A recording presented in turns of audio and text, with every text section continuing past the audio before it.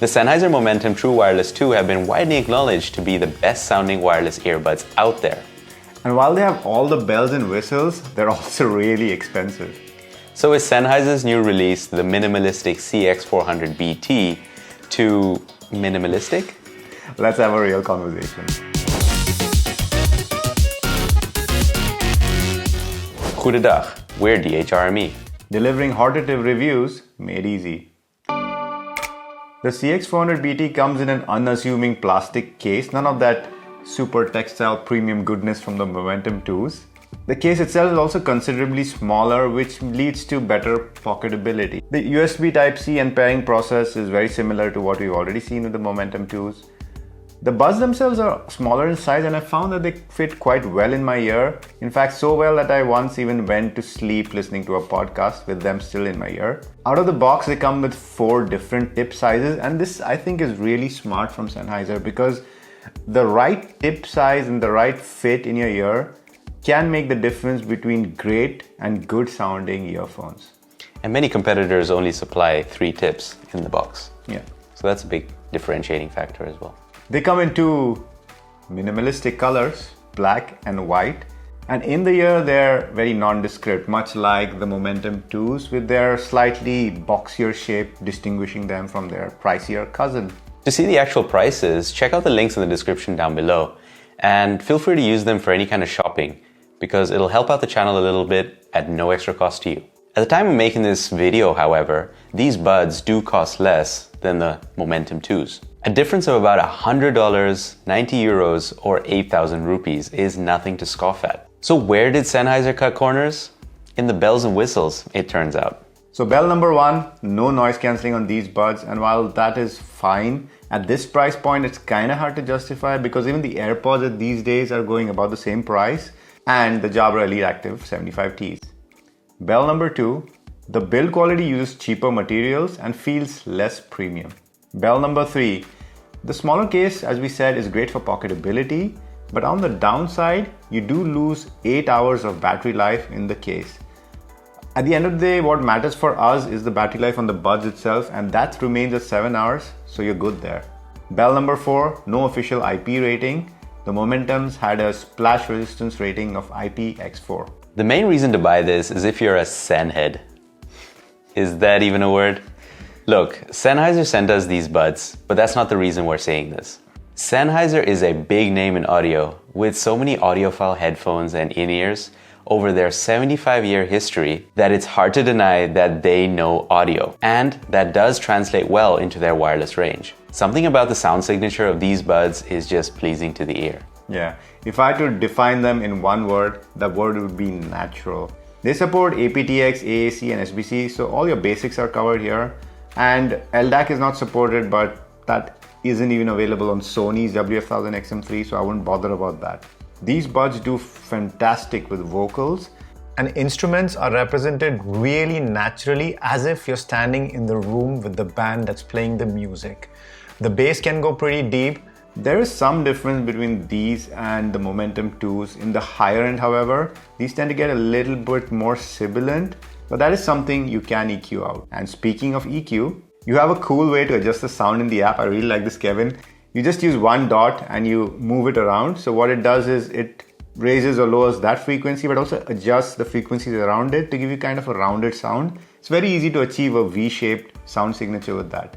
And of course, if that's not good enough for you, you can always use the good old school 3-band graphic equalizer.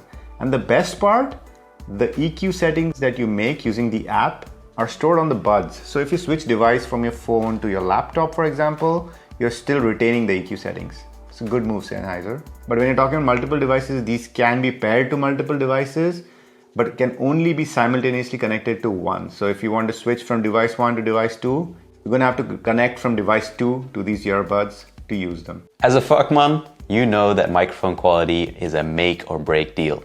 So we did a microphone quality test in several different environments.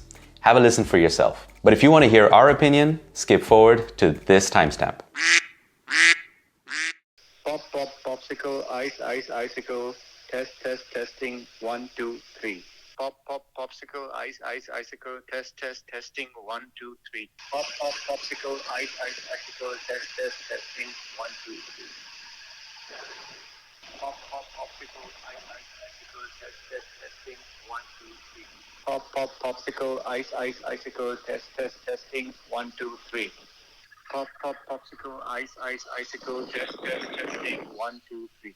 Popsicle, icicle, testing, 1, 2, 3. Look at the all.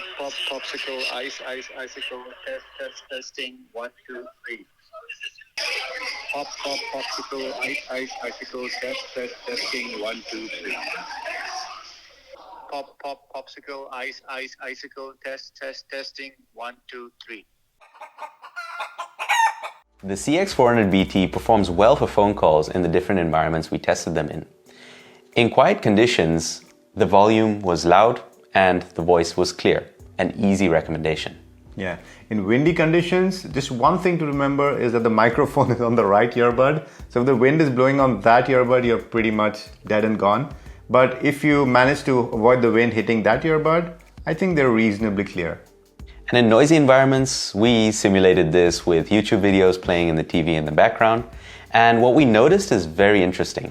If you have background noise with clear voices in the background, background sounds containing voices meant that the microphones were picking that up very clearly and thereby drowning out the speaker's voice.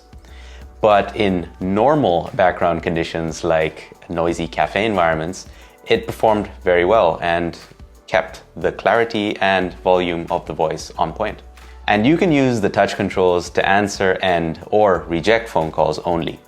There's unfortunately no mute button. Fuck man, out. There are some things though that these retain from their pricier cousin. The aforementioned touch controls, for example, I personally love the fact that you can just change the volume on the buds themselves. Apple. And I prefer this over the Jabras ever so slightly because you don't have to press the earbuds in. That's a physical button and these are touch controls. On the downside, however, in colder environments, you won't be able to use these touch controls because they don't work with gloves unless you get those funny gloves. Funky gloves. Don't get them. Why not? I have them. Number 2, the app is still very good. We like it, but of course, due to the removal of the noise cancelling options, it's a bit more minimalistic this time. And number 3, these still use that master-slave architecture with the master being on the right. So you can't use the left earbud on its own. Let's talk about the one place these aren't very minimalistic. We are talking about the money, the rokada, the duku. If you're spending so much, you have to be really sure that you like the Sennheiser sound signature, which personally I think is nothing less than stellar. But really, if you're not into Sennheiser's sound, then these might not be worth buying at the price that they're retailing for. At the same price point, you can get Jabras Elite Active 75Ts, which sound decent, have active noise cancelling, a killer app with tons of customizability, water resistance, and wireless charging. Or the Apple AirPods Pro. But that's Sen sound, man. Alright guys, we hope this helped. You've been Sen the Wiser. And we've been DHRME. Namaste. Namaste.